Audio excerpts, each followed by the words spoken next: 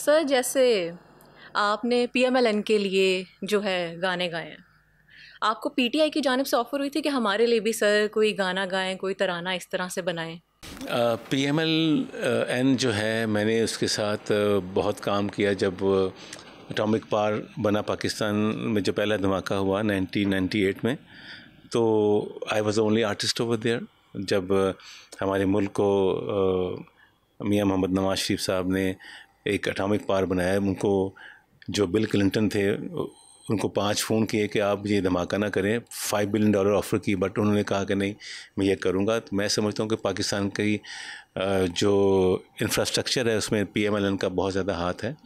तो फिर जो मुझे वो गाना कहते हैं, गाने को मैं गा देता हूँ। बिल्कुल ठीक।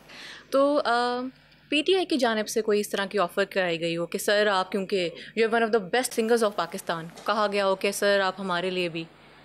आप देखें, जब भी इमरान खान साहब स्टेज पे आते थे, उसके पीछे मेरा ही गाना चलता था, जाग उठा है सारा वतन, वो मैंने गाया हुआ है।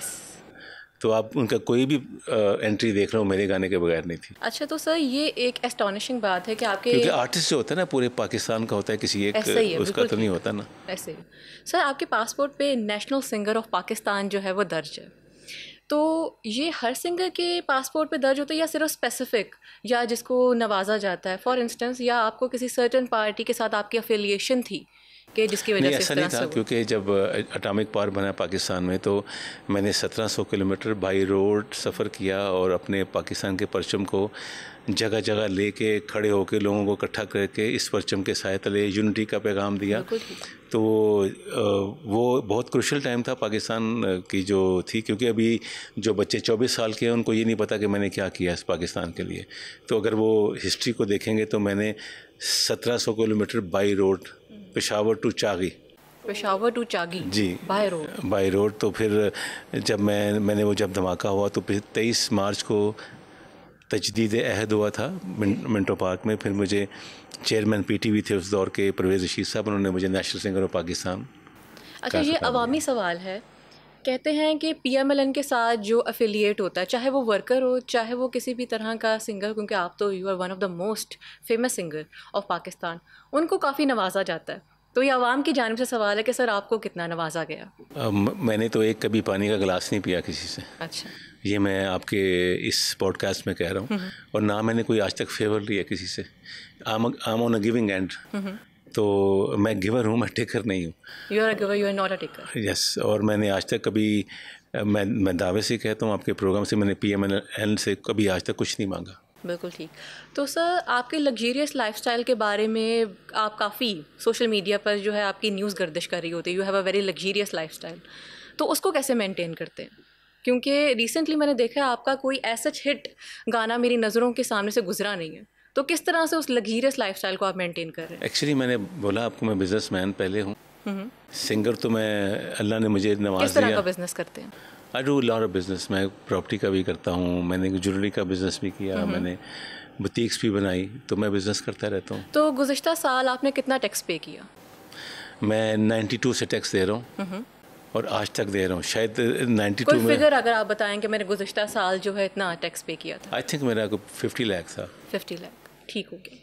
तो सर आज आप हमारे प्रोग्राम पे आए हैं, हम आपको ऐसे तो जाने नहीं देंगे। कोई ऐसा गाना जो आपके दिल के बहुत नज़दीक है, जिसको आप चाहते हैं, कहते हैं कि मेरा इस गाने से बहुत लगाव है, उसके कुछ बोल गुनगुना दीजिए। मैंने जो पहली बार फोक स्टूडियो में गया था, जो पहला मेरी ज़िंदगी का गाना था, जिसके बाद मुझे चांस मिला, मैं समझता हूँ मेरी ज़िंदगी का सबसे करीब गाना है, वो तो मैं कभी भूल नहीं सकता। अमजद बॉबी साहब ने मुझे वो रिहर्सल करवाया था, गाना वही गाने गया था मैं। जी जी। और वो गाना मतलब आपके दिल के बहुत करीब है वो। उसके बाद फिर मैंने सारे गाने गाए। वो मेरा पहला गाना था, वो था ना अर्थ ब्रेकिंग, जी जी, वो वाला गाना था।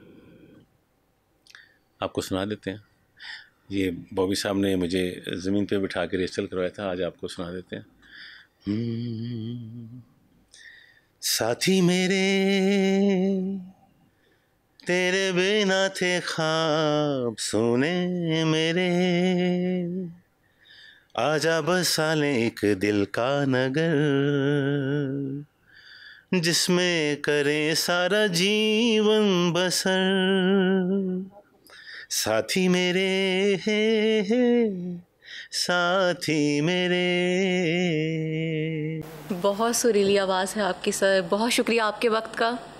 नाज़रीन, उम्मीद है आज का पॉडकास्ट आपको पसंद आया होगा। अपने फीडबैक से हमें ज़रूर आगाह कीजिए और बताइए कि नेक्स्ट गेस्ट आप किसको देखना चाहते हैं। तब तक के लिए मुझे दीजिए इजाज़त। अल्लाह हाफ़िज़।